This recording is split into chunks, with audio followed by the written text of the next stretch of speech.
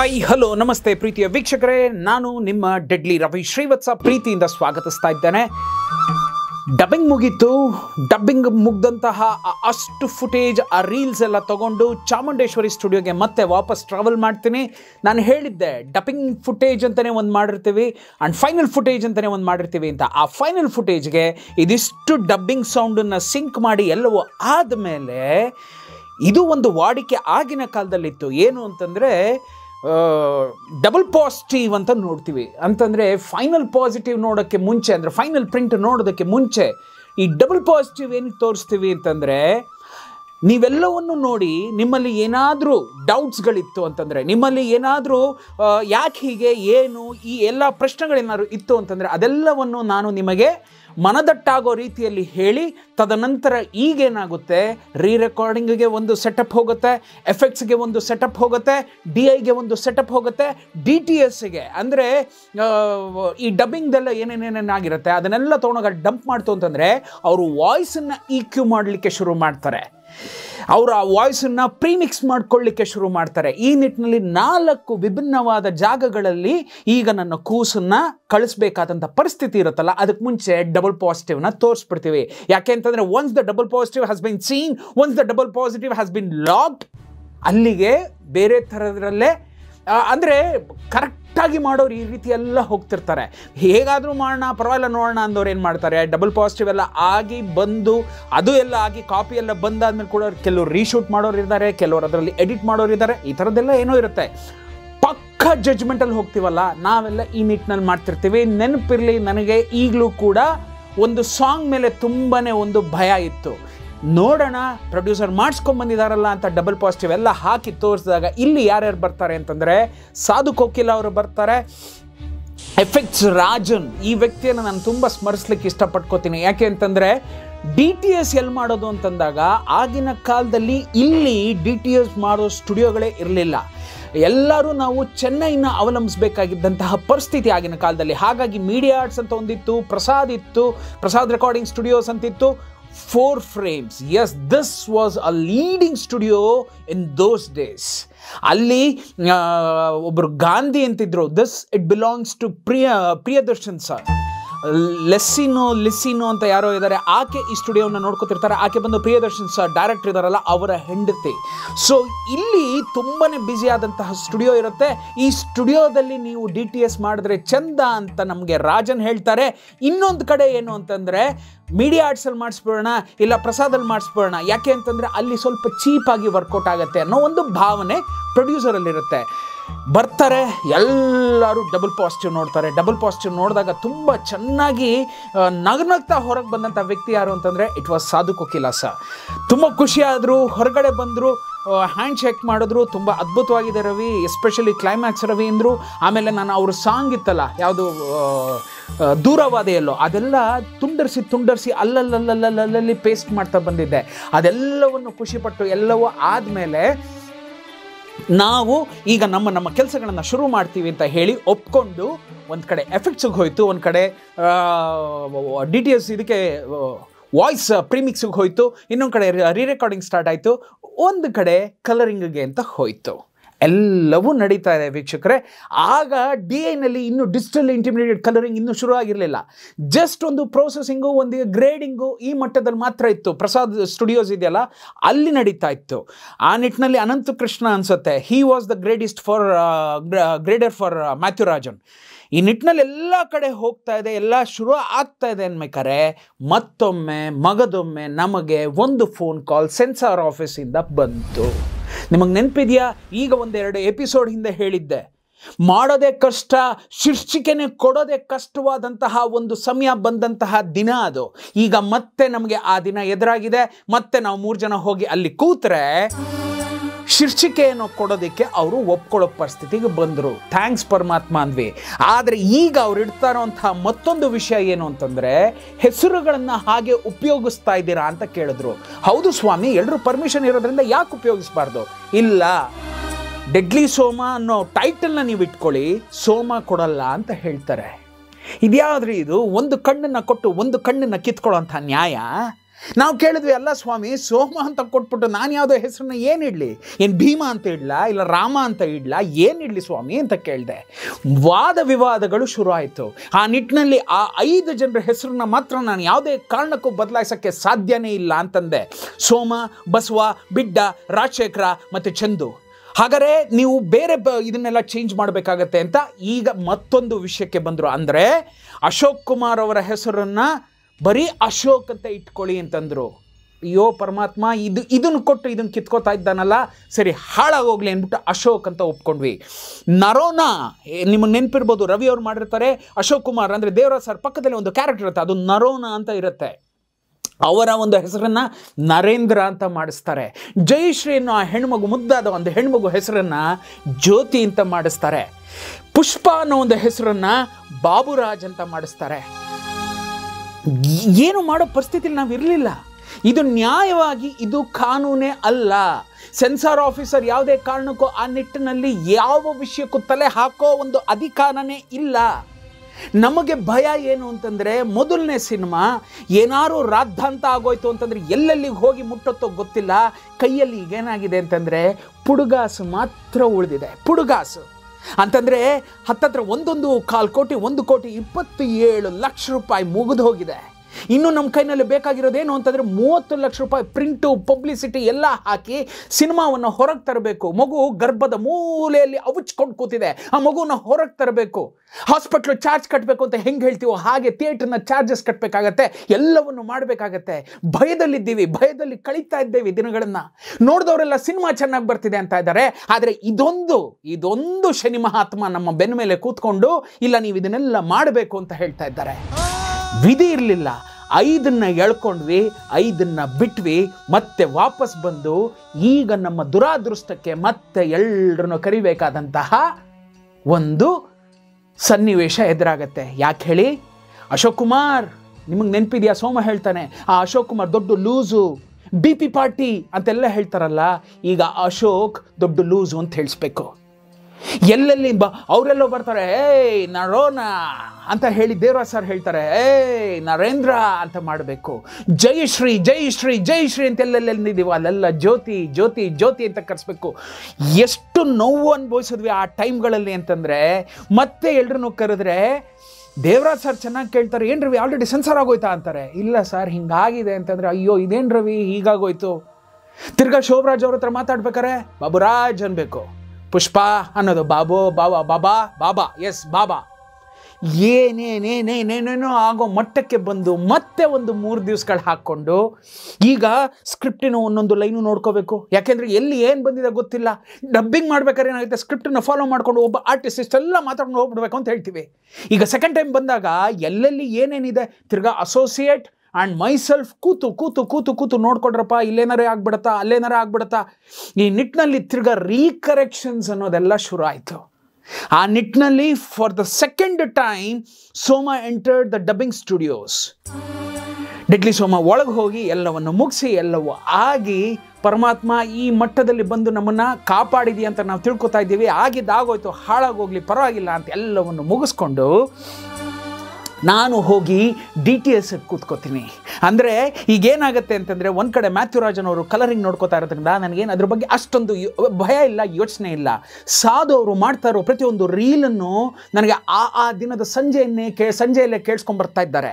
ಆ ಕಡೆ Rajan sir is the most experienced effects ಅದೇನಂತಾರಲ್ಲ ಡಿಸೈನರ್ ಅವರು, ಅವ್ರ ಬಗ್ಗೆ ನಂಗೆ ಯೋಚನೆ ಇಲ್ಲ.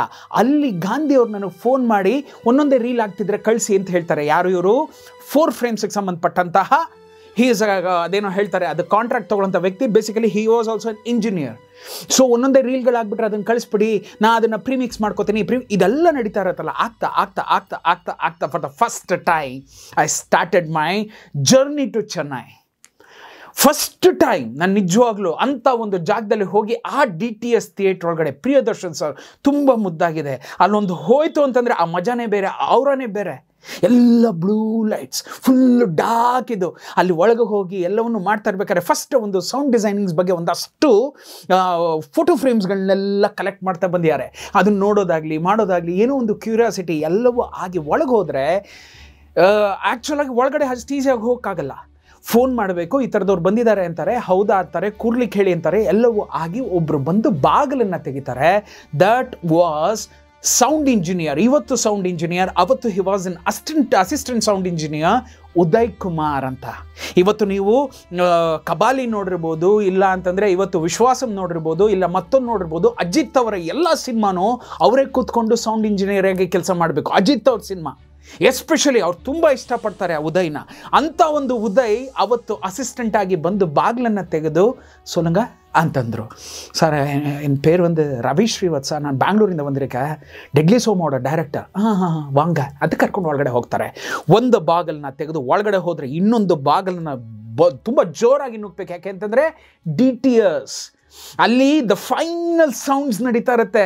ಎಲ್ಲ ಅಬ್ಬರದಲ್ಲಿ ನೀವೆಲ್ಲ ಏನು ಕೇಳ್ತೀರಾ ಅದಕ್ಕಿಂತ ಒಂದು ಪಟ್ಟು ಮೇಲಿನ ಅಬ್ಬರದಲ್ಲಿ ನಡೀತಾ ಇರುತ್ತೆ. ಸೆಕೆಂಡ್ ಡೋರನ್ನು ತಳ್ತೇವೆ, ಇನ್ನೊಂದು 10 ಹೆಜ್ಜೆ ಮುಂದಕ್ಕೆ ಹೋಗ್ತೇವೆ, 3ನೇ ಡೋರನ್ನು ತಳ್ತೇವೆ.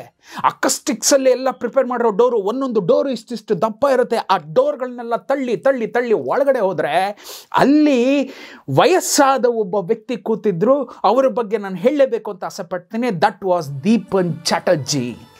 ನೀವು ಬಾರ್ಡರ್ ನೋಡಿದ್ದೀರಾ, ಸಂದೇಶೆ ಆತೆ ಹೇ, ಆ ಬಾರ್ಡರ್ ಅದಾಗಿರ್ಬೋದು, ಲಮ್ಹೆ ಅಂತ ಒಂದು ಸಿನಿಮಾ ಆಗಿರ್ಬೋದು, ಚಾಂದಿನಿ ಅಂತ ಸಿನಿಮಾ ಆಗಿರ್ಬೋದು.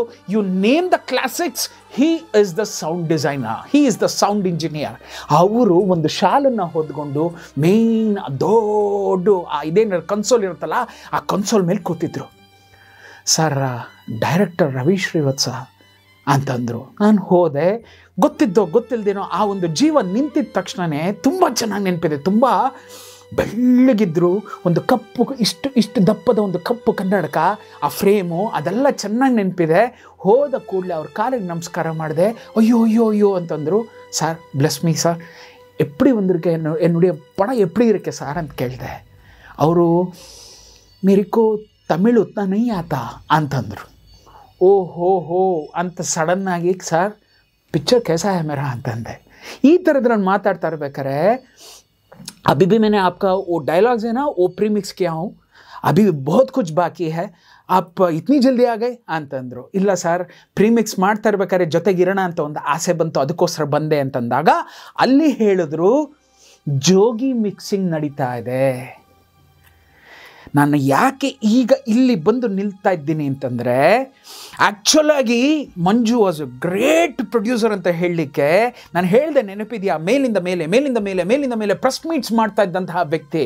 ಹಾಗಾಗಿ ತನ್ನ ಸಿನಿಮಾ ರೆಡಿ ಆಗ್ತಾ ಇರಬೇಕಾದ್ರೆ ತನ್ನ ಸಿನಿಮಾ ಒಂದು ದೊಡ್ಡ ಥಿಯೇಟ್ರಲ್ಲಿ ರಿಲೀಸ್ ಆಗಬೇಕು ಅಂತ ಆಸೆ ಪಟ್ಟು ಕಪಾಲಿ ಥಿಯೇಟ್ರ್ ಬುಕ್ ಮಾಡಿರ್ತಾರೆ. ನಾವು ಆಗಸ್ಟ್ 19, 2005 ವರಮಹಾಲಕ್ಷ್ಮಿ ಹಬ್ಬದ ದಿವಸ ರಿಲೀಸ್ ಮಾಡಬೇಕು ಅಂತ ಕನಸು ಕಂಡುಕೊಂಡು, ಅವ್ರು ಯಾರೋ ದಾಸಪ್ಪನೋ ಯಾರಪ್ಪನೋ ಗೊತ್ತಿಲ್ಲ, ಅದು ಯಾವುದೋ ಕಪಾಲಿ ಥಿಯೇಟ್ರ್, ಅವ್ರು ಯಾರೋ ಓನರ್ ಅವರು, ಅವ್ರ ಹತ್ರ ಹೋಗಿ ಮಾತಾಡ್ಕೊಂಡು ಎಲ್ಲ ಮಾಡಿ ಕಪಾಲಿನ ಫಿಕ್ಸ್ ಮಾಡಿರ್ತಾರೆ. ನೀವು ಬೇಗ ಬನ್ನಿ, ತಂದುಬಿಡಿ ಪಿಕ್ಚರ್ನ, ನಾವು ರಿಲೀಸ್ ಮಾಡ್ತೀವಿ ಅಂತ ಅವರು ಒಪ್ಕೊಂಡಿರ್ತಾರೆ. ಈಗೇನು ಅಂತಂದರೆ, ಯಾವ 4 ಫ್ರೇಮ್ಸಲ್ಲಿ ನನ್ನ ಸಿನಿಮಾ DTS ಆಗಬೇಕೋ ಅದೇ ಥಿಯೇಟ್ರ್ನಲ್ಲಿ ಈಗ ಜೋಗಿ DTS ಆಗ್ತಾ ಇದೆ. ಪೋಟಿಗೆ ಬಿದ್ದು ಕೆಲಸ ನಡ್ಕೊಂಡ್ಬಂತವಾಗ ಜೋಗಿ ಮತ್ತು ಡೆಡ್ಲಿ ಸೋಮ. ನಾನು ತುಂಬ ರಿಕ್ವೆಸ್ಟ್ ಮಾಡಿಕೊಂಡೆ, ಸರ್ ನಾನು 19ನೇ ತಾರೀಕಿಗೆ ರಿಲೀಸ್ ಮಾಡಬೇಕು ಅಂತ ಆಸೆ ಪಟ್ಟಿದ್ದೀನಿ ಅಂತಂದರೆ, ಅಲ್ಲಿ ದೀಪನ್ ಸರ್ ವೆರಿ ನೈಸ್, ತುಂಬ ಜೆಂಟ್ಲ್ಮೆನ್ ಅವರು. No no no no no you can't do like that. At a time how can I work on 2 films? ಎರಡೂ ಒಂದೇ ಜಾನರ್, ನೆನಪಿದೆಯಾ? ರೌಡಿಸಮ್. ಎರಡೂ ಒಂದೇ ಜಾನರಲ್ಲಿ ಸೆಂಟಿಮೆಂಟ್ ಇದೆ, ಎಮೋಷನ್ಸ್ ಇದೆ, ಲಾಡ್ ಆಫ್ ಅದೇನೋ ಹೇಳ್ತಾರಲ್ಲ, time has to be needed. ಆ ನಿಟ್ಟಿನಲ್ಲಿ ನನಗೆ ವಯಸ್ಸಾಗಿದೆ, I can't sit like that and without my permission not even a single frame or a single reel can go out of this theatre. ಎಷ್ಟು ಮುದ್ದಾಗಿ ಹೇಳಿದ್ರು ಅಂತಂದರೆ ನಾನು ಕುಸಿದು ಬಿದ್ದುಬಿಟ್ಟೆ. ನನಗೆ ಗೊತ್ತಾಗೋಯ್ತು ಯಾವುದೇ ಕಾರಣಕ್ಕೂ 19ಕ್ಕೆ ಬರೋಕ್ಕೆ ಆಗಲ್ಲ ಅಂತ. ಈ ನಿಟ್ಟಿನಲ್ಲೇ ನಾನು ಮಂಜು ಅವ್ರಿಗೆ ಫೋನ್ ಮಾಡಬೇಕು ಅಂತ ಚೆನ್ನೈಯಿಂದ ಫೋನ್ ಮಾಡೋ ಟೈಮ್ನಲ್ಲೇ ಮಂಜು ಅವ್ರು ಹೇಳಿದಂಥ ವಿಷಯ ಏನು ಅಂತಂದರೆ, ಇಲ್ಲಿ ಆಲ್ರೆಡಿ ಕಪಾಲಿ ಥಿಯೇಟ್ರನ್ನ ಅವ್ರ ಕೈಯಿಂದ ಕಸ್ಕೊಂಡು ಆಗೋಗಿದೆ ಅಂತ. ಅವ್ರು ಯಾರೋ ದಾಸಪ್ಪ ಏನೋ ಹೇಳಿದ್ರಲ್ಲ, ಅದು ಶಿವಣ್ಣನ ಪಿಕ್ಚರು, ದೊಡ್ಡ ಸ್ಟಾರ್ ಪಿಕ್ಚರ್. ಅಷ್ಟೊತ್ತಿಗೆ Prem was a proved director, ಅಷ್ಟೊತ್ತಿಗೆ ಸಾಂಗ್ಸ್ ವರ್ ಅಮೇಝಿಂಗ್ ಹಿಟ್.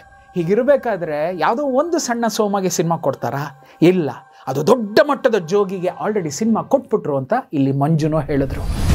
ದುರಾದೃಷ್ಟ ನತದೃಷ್ಟನಾದ ನಿರ್ದೇಶಕ ನಾನು, ಪರವಾಗಿಲ್ಲ ಅಂತ ಬಿಟ್ಬಿಟ್ಟೆ. ಇಲ್ಲೊಂದು ಮಾತು ಹೇಳಿದ್ರು ನೆನಪಿದೆಯಾ?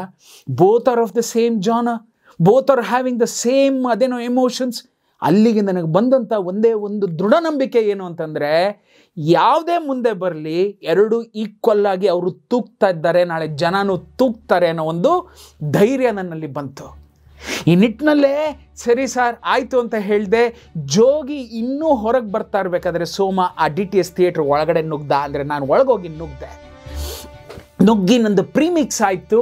ಪ್ರೀಮಿಕ್ಸ್ ಆಗ್ತಾ ಇರ್ಬೇಕಾದ್ರೆ ಮಂಜುವಿಂದ ಫೋನ್ ಬಂದಿದ್ದೇನು ಅಂತಂದರೆ, ಸರ್ ಇಲ್ಲಿ ಇದನ್ನು ರಿಲೀಸ್ ಮಾಡ್ತಾ ಇದ್ದೀನಿ, ಯಾವುದನ್ನು ಆಡಿಯೋ ಫಂಕ್ಷನನ್ನು ರೆಡಿ ಮಾಡಿ ಇಟ್ಕೊಂಡಿದ್ದೀನಿ, ನೀವು ಯಾವುದೇ ಕಾರಣಕ್ಕೂ ಆಡಿಯೋ ಫಂಕ್ಷನ್ನ ಮಿಸ್ ಮಾಡೋಂಗಿಲ್ಲ. ಫ್ಲೈಟ್ ಐ ಥಿಂಕ್ 2:30 ನಾವು ಫ್ಲೈಟ್ ಹಾಕಿದ್ದೀನಿ, ನೀವು ಡೈರೆಕ್ಟಾಗಿ ಗಾಯತ್ರಿ ವಿಹಾರ ಅನ್ಸುತ್ತೆ, ಎಸ್ ಐ ನೋ ದಟ್, ಪ್ಯಾಲೇಸ್ನಲ್ಲಿ ಗಾಯತ್ರಿ ವಿಹಾರ ಅಂತಿದೆ, ನೀವು ಅಲ್ಲಿಗೆ ಬರೋದಕ್ಕೆ ಒಂದು ಹತ್ತತ್ರ 1 hour ಆಗುತ್ತೆ, ನೀವು ಸ್ಟ್ರೈಟಾಗಿ ಬಂದುಬಿಟ್ರೆ ಸರ್ ಅಲ್ಲಿ ಆಡಿಯೋ ಫಂಕ್ಷನ್ ಮುಗಿಸ್ಬೋಣ ಅಂತ ಹೇಳ್ತಾರೆ.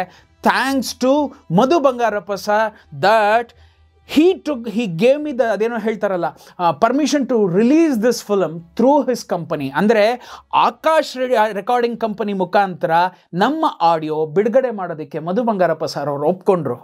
ಈ ನಿಟ್ಟಿನಲ್ಲಿ ಮಧು ಬಂಗಾರಪ್ಪ ಸರ್ ನೀವೆಲ್ಲೇ ಇರಲಿ, ನಿಮ್ಮ ಆ ಒಂದು ಪಾದಗಳಿಗೆ ನನ್ನ ನಮಸ್ಕಾರಗಳನ್ನು ಸಲ್ಲಿಸ್ತಾ ಇದ್ದೇನೆ. ಯಾಕೆಂತಂದರೆ ನೀವು ಆಕಾಶನ್ನು ನನಗೆ ಡಬ್ಬಿಂಗ್ ಥಿಯೇಟ್ರಾಗಿ ಬಿಟ್ಕೊಟ್ರಿ. ಎರಡನೇದು ಆಕಾಶಲ್ಲಿ ನನ್ನ ಆಡಿಯೋ ಕ್ಯಾಸೆಟನ್ನು ರಿಲೀಸ್ ಮಾಡಿ ಅದು ಒಂದು ದೊಡ್ಡ ಮಟ್ಟದ ಫಂಕ್ಷನ್ ಮಾಡಿಕೊಟ್ರಿ. ಆ ನಿಟ್ಟಿನಲ್ಲಿ I am very thankful to you ಅಂತ ಹೇಳ್ತೇನೆ. ಆವತ್ತು ಒಂದು ದಿವಸ ನಾನು ಮಧ್ಯಾಹ್ನ 3 ಗಂಟೆಗೆ ಅನ್ಸುತ್ತೆ ಅಲ್ಲಿಂದ ಮಂಜು ಸರ್ ನನಗೆ ಫ್ಲೈಟ್ ಹಾಕ್ಕೊಟ್ರು. ಫ್ಲೈಟಲ್ಲಿ ಹೊರಟು ಬಂದು ಡೈರೆಕ್ಟಾಗಿ ಏರ್ಪೋರ್ಟಲ್ಲಿ ಇಳಿದು ಸ್ಟ್ರೈಟಾಗಿ I drive directly to Gayatri Vihar. ತುಂಬ ಅದ್ಭುತವಾದ ಒಂದು ಆಡಿಯೋ ಫಂಕ್ಷನ್ನ ರೆಡಿ ಮಾಡಿದ್ರು. ಅವತ್ತು ಆ ಸಂಜೆನಲ್ಲೇ ಬ್ಯೂಟಿಫುಲ್ಲಾಗಿ ನಂದು ಪ್ರೋಮೋ, 1-2 ಸಾಂಗು ಎಲ್ಲವನ್ನು ಯಾರೆಲ್ಲ ನೋಡಿದ್ರು ಅವರೆಲ್ಲ ತುಂಬ ಖುಷಿಪಟ್ಟರು. ಎಲ್ಲವೂ ಆಗೋದ್ಮೇಲೆ ಆ ರಾತ್ರಿನೇ ಮತ್ತೆ ನಾನು ನನ್ನ DTS ಇದಕ್ಕೆ ಅಂತಲೇ ಚೆನ್ನೈಗೆ ಹೊರಟ್ಬಿಟ್ಟೆ. ಎಲ್ಲವೂ ಆಯಿತು ವೀಕ್ಷಕರೇ. DTS ಮಾಡಿಕೊಂಡು ಫೈನಲ್ ಕಾಪಿ ತೆಗಿಬೇಕು. ಆ ಕಾಪಿಯಲ್ಲಿ ಅಂತಂದರೆ ನಾವು ಇಟ್ ಈಸ್ ಇನ್ ಬ್ಯಾಂಗ್ಳೂರಲ್ಲಿ ಬಂದು, ಯಾಕೆ ಅಂತಂದರೆ ಇಲ್ಲಿ ಮದರ್ ಕಾಪಿ ರೆಡಿ ಆಗ್ತಾ ಇದೆ, ಮ್ಯಾಥ್ಯೂ ರಾಜನ್ ಅವ್ರು ಕೂತ್ಕೊಂಡು ಎಲ್ಲವನ್ನು ರೆಡಿ ಮಾಡಿದ್ದಾರೆ, ಗ್ರೇಡಿಂಗ್ ರೆಡಿ ಮಾಡಿದ್ದಾರೆ, ಎಫೆಕ್ಟ್ಸ್ ಎಲ್ಲ ಅಲ್ಲಿಗೆ ಬಂದುಬಿಟ್ಟಿದೆ, ಸಾಧು ಕಳಿಸಿದಂತಹ RR ಅಲ್ಲಿಗೆ ಬಂದುಬಿಟ್ಟಿದೆ. ನಾನೆಲ್ಲವನ್ನು ವಾಯ್ಸು ಗೀಸು ಎಲ್ಲ ಇಟ್ಕೊಂಡು ಅಲ್ಲಿ ಪಕ್ಕ ಆಗಿದ್ದೀನಿ. ಈಗ ಹಾರ್ಡ್ ಡಿಸ್ಕನ್ನು ತೊಗೊಂಬಂದು ಇಲ್ಲಿ ಆ ಮದರ್ ಕಾಪಿ ಕೊಡ್ತು ಅಂತಂದರೆ ಈ ಕಡೆ ನೆಗೆಟಿವ್ ಪ್ಲಸ್ ಸೌಂಡ್ ನೆಗೆಟಿವ್ ಎರಡೂ ಜಾಯಿನ್ ಮಾಡಿ ಈಗ ನನ್ನ ಸಿನಿಮಾ ಹೊರಗಡೆ ಬರೋವಂಥ ಒಂದು ಸನ್ನಿವೇಶ. ಆ ದಿನಗಳಲ್ಲಿ ಆ ಕ್ಷಣಗಳಲ್ಲಿ ಏನೇನಾಯಿತು ಅನ್ನೋದನ್ನು ಎಪಿಸೋಡ್ ನಂಬರ್ 48 ಬಂದು ನಿಮ್ಮ ಮುಂದೆ ತಿಳಿಸ್ತೀನಿ. ಅಲ್ಲಿವರೆಗೂ ಹರಿಸಿ, ಆಶೀರ್ವದಿಸಿ, ಪ್ರೋತ್ಸಾಹಿಸಿ. ನಮಸ್ತೆ. ಪ್ರೀತಿಯ ವೀಕ್ಷಕರೇ, ಹೊರಟ್ಬಿಟ್ರ? ನಾನಿನ್ನೂ ಇಲ್ಲೇ ಇದ್ದೀನಿ ಕಣ್ರಿ. ಕತ್ಲೆ ಆಗೋಯ್ತು ಅಂತ ಕೂಡಲೇ ಜೀವನ ಮುಗಿದೋಯ್ತು ಅಂತ ಅರ್ಥ ಅಲ್ಲ. ಕತ್ತಲಲ್ಲೇ ಬೆಳಕನ್ನು ಹುಡುಕುವಂಥ ಪ್ರಯತ್ನಗಳು ನಡಿಬೇಕು ಅಂತ ಹಿರಿಯರು ಹೇಳ್ತಾರೆ. ಡೆಡ್ಲಿ ಟುಡೆಯ ಫೇಸ್ಬುಕ್, ಟ್ವಿಟರ್ ಮತ್ತು ಇನ್ಸ್ಟಾಗ್ರಾಮ್ ಹ್ಯಾಂಡಲ್ಗಳನ್ನು ದಯವಿಟ್ಟು ಫಾಲೋ ಮಾಡಿ ಅಂತ ಹೇಳೋಕ್ಕೋಸ್ಕರ ನಾನು ಇನ್ನೂ ಇಲ್ಲೇ ಕೂತಿದ್ದೀನಿ. ಮತ್ತು ನಮ್ಮ ಈ ವಿಡಿಯೋ ನಿಮಗೆ ಇಷ್ಟ ಆಗಿದ್ದರೆ ನಿಮ್ಮ ಸೋಷಿಯಲ್ ಮೀಡಿಯಾ ಪೇಜ್ಗಳಲ್ಲಿ ಈ ವಿಡಿಯೋನ ಶೇರ್ ಮಾಡಿರಿ. ಇದು ನಿಮ್ಮ ವಿಡಿಯೋ ಕಣ್ರಿ. ಶೇರ್ ಮಾಡುವಾಗ ಅದೇನೋ ಹೇಳ್ತಾರೆ #ಟ್ಯಾಗ್ ಅಂತ ಹಾಕಬೇಕಂತೆ. ಆಗ ಹಾಕಿ ರವಿ ಶ್ರೀವತ್ಸ ಅಂತ ನೀವು ಟ್ಯಾಗ್ ಮಾಡಿದ ಕೂಡಲೇ ನಿಮ್ಮ ವಿಡಿಯೋ, ನಿಮ್ಮ ಕಮೆಂಟ್ ನನ್ನ ಕೈಗೆ ಬಂದು ಸೇರುತ್ತೆ. ನಾನು ಆ ಕೂಡಲೇ ಸ್ಪಂದಿಸ್ತೀನಿ. ಜೀವನ ಇರೋದೇ 4 ದಿನ ಸ್ನೇಹಿತರೆ. ಅದರಲ್ಲಿ ನಾನು 3 ದಿನ ಕಳೆದುಬಿಟ್ಟಿದ್ದೀನಿ ಕಣ್ರಿ. ಉಳಿದ 1 ದಿನ ನಿಮ್ಮ ಜೊತೆ ನಗ್ನಗ್ತಾ ಇರಬೇಕು ಅಂತ ಆಸೆ ಪಡ್ತಾ ಇದ್ದೇನೆ. ನನ್ನ ಈ ಆಸೆಯನ್ನು ನೆರವೇರಿಸ್ತೀರಲ್ಲ? ಗುಡ್ ಬಾಯ್.